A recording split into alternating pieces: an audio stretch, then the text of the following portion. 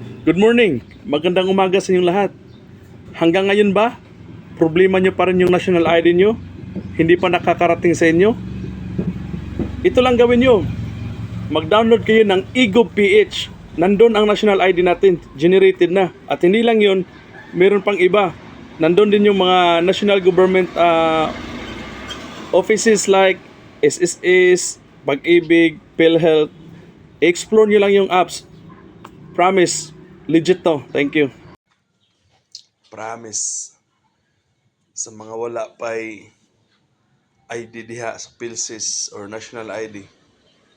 Download mo og eGov.ph na diha o PhilHealth, GSIS, SSS, Pag-ibig, e-travel, e-report.